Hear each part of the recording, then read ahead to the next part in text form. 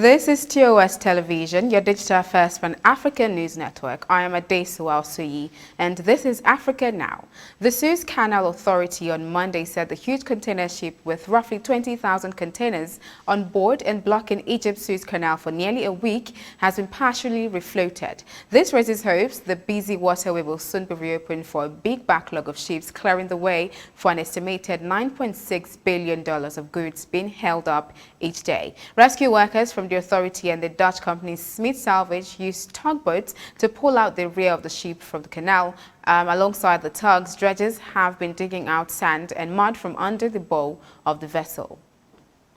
In a statement, the Suez Canal Authority said that once the tide reached 2 meters, rescue workers would aim to fully restore the vessel's direction to its position in the middle of the navigable waterway. Traffic would resume once the ship was moved to waiting area in a wider section of the canal. The authorities said a total of 367 vessels are waiting to pass through. About 15% of world shipping traffic transits the Suez Canal. Shipping rates for oil product tankers nearly doubled after the ship became stranded, and the blockade has disrupted global supply chains, threatening costly delays for companies already dealing with COVID-19 restrictions. The stoppage is costing the canal $14 to $15 or $15 million a day. The Suez Canal provides the shortest link between Asia and Europe. Some shippers rerouted their cargoes around the Cape of Good Hope, adding up to 2 weeks to journeys and extra fuel cost. Following a deadly ambush on a convoy by Islamist militants in northern Mozambique, as many as 60 people, mostly foreign citizens from France, Britain and South Africa, are unaccounted for. According to recordings of security calls, only 7 vehicles in a convoy of 17 made it to safety after the attack on Friday, with 7 confirmed dead and many injured in the recovered vehicles. Everyone in the other vehicle is assumed dead. The harrowing details of the attack came after reports that South Africa was considering sending military forces as part of a mission to rescue its civilians left in the town. The insurgents are known locally as Al-Shabaab, although they do not have any known connection to Somalia's jihadist rebels of that name. The rebels have been active in Cabo Delgado province since 2017, but the attacks became much more frequent and deadly in the past year.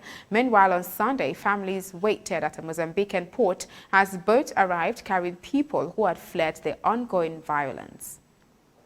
Egyptian authorities have ordered the arrest of 8 people that comprise of 2 drivers, their 2 assistants and guards of a traffic control tower, the head of traffic control in Asyut and 2 other guards over last week's fatal train collision that killed 18 people, according to the prosecutor's office. The number of those killed in the tragedy has been reduced to 18, down from the 19 cited by Health Minister Hala Zayed on Saturday. Egypt has seen frequent accidents on its railway system due in part to poor maintenance and lack of investment. One of the deadliest train disasters occurred in 2002 when 373 people died after a fire broke out on a train traveling south of Cairo. Jubaland and Portland leaders have reportedly been convinced to take part in talks aimed at ending the electoral deadlock in the country. The 2 regional heads met their Gumdog Southwest and Harshibeli counterparts and reached an understanding that talks with the central government should resume in Mogadishu. Puntland and Jubaland previously refused to participate in a meeting with President Mohamed Abdullahi Farmajo, arguing they must not chair the talks as his term ended on 8 February.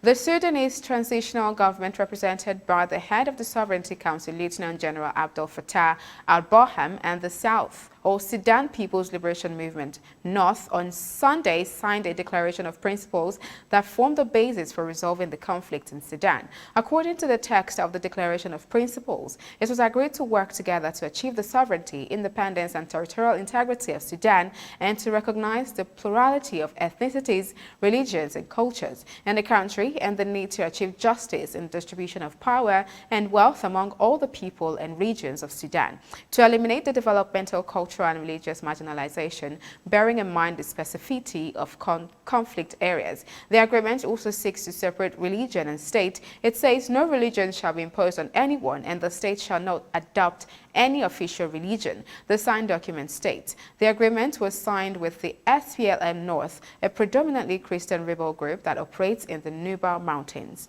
The two sides agreed to a permanent ceasefire upon signature of the agreed-upon security arrangements as part of the comprehensive settlement of the conflict in Sudan. It is expected that negotiations will resume in the coming period in Juba to reach a comprehensive peace agreement.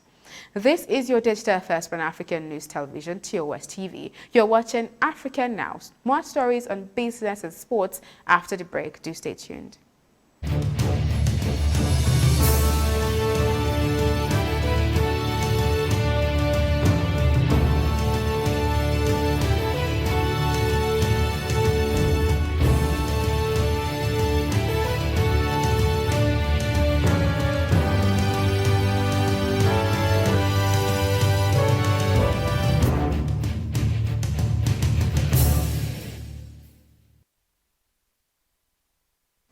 Welcome back. Madagascar's former president Didier Ratsiraka, a naval officer nicknamed the Red Admiral, died on Sunday morning, aged 84. He was hospitalized earlier last week with flu. This was announced by the current head of state, Andry Rajoelina, on Twitter. Ratsiraka was president of the Indian Ocean Island from 1975 to 1991 and again from 1997 to 2002. A protest movement between 1991 and 1992 forced him to leave power and accept a liberal transition. He gained power in 1997 but was once again ousted after the following presidential election. Demonstrations and armed clashes broke out from December 2001 to July between the supporters of Didier Ratsiraka and those of his new opponent after a contested election. He was forced into exile in France for 9 years. While in exile in 2003, a Madagascan court sentenced him in absentia to 10 years hard labor for embezzlement of public funds. Years later, the current president told him that he was free to return. Former United States President Barack Obama's stepmother, Sarah Obama, has died at a hospital in Kenya at the age of 99. The reason for her death was not disclosed. She was fondly referred to as Granny Sarah by the former president. She was the second wife of President Obama's grandfather, Hussein Oyongo Obama, a herbalist and a village elder who fought for the British in Burma, now called Myanmar. She helped raise the former president's father. The family is part of Kenya's Luo ethnic group. Sarah Obama was Muslim. Her family is making arrangements to have her buried on Monday, according to her faith practices that dictates she should be buried within 24 hours of death, according to reports. Paying his last respect, Kenya's President Uhuru Kenyatta, in a statement, as eulogized her as a virtuous woman and an icon of family values. Mama Sarah Obama will be remembered by many for her philanthropic work in several community development projects, the statement added. Former Prime Minister Raila Odinga also hailed the late Obama for her leadership. She utilized her grandson's rise to promote the education of girls and fight social ills through her foundation, Odinga said. In business, Tanzania's new president, Samia Suluhu Hassan, in her first key decision since assuming office, has suspended the Director General of the country's Port Authority after a 2019-2020 audit report showed embezzlement of government funds at the state corporation. She expressed concern that the Port Authority had not accounted for about 4 billion Tanzanian shillings, which is $1.8 million. She ordered urgent investigation into the loss of public funds. The president also warned that action will be taken against other state corporations, including Air Tanzania, which reportedly made a loss of 60 billion shillings. The Auditor General's report indicated that the revived national carrier had been making losses for the past 5 years.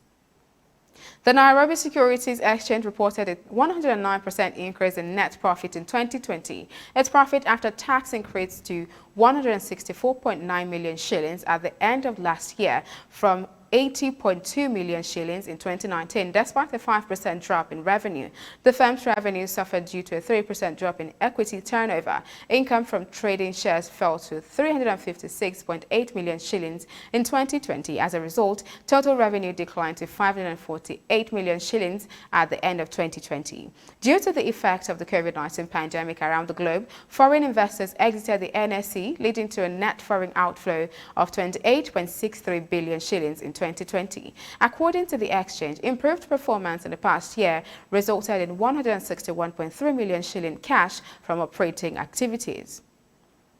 Atingi, a free digital learning platform conceptualized and developed by the German Federal Ministry for Economic Cooperation and Development, is developed to mitigate the severe socio-economic consequences of the coronavirus pandemic in Africa that includes increased unemployment and loss of income. Professor Dominic R., a team leader at Atingi, says young people are the backbone of Africa's human capital future and a key driver of continental development. The success of each country's response to the COVID-19 pandemic, the sustainability of the social and economic recovery, and the achievement of that country's long-term development goals would depend on the labor, insight, and expertise of skilled and healthy young people.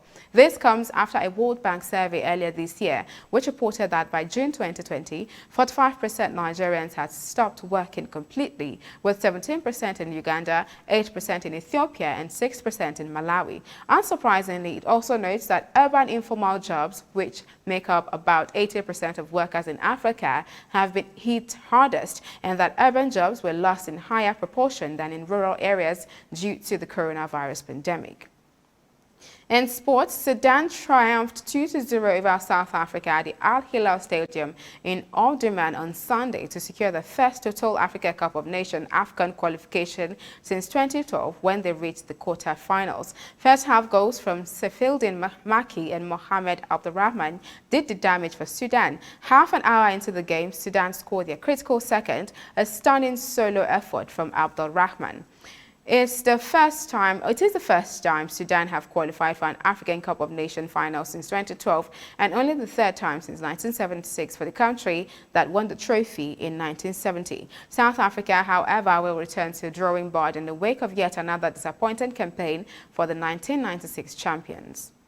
And that is Africa Now. For more updates, visit our website at www.TOSTVnetwork.com. Do also follow and like our social media handles on Facebook, Twitter, and Instagram. And remember to subscribe on YouTube. Do stay with us and enjoy more programs on TOS Television Network. My name is Adesu Alsuyi. Thank you for watching.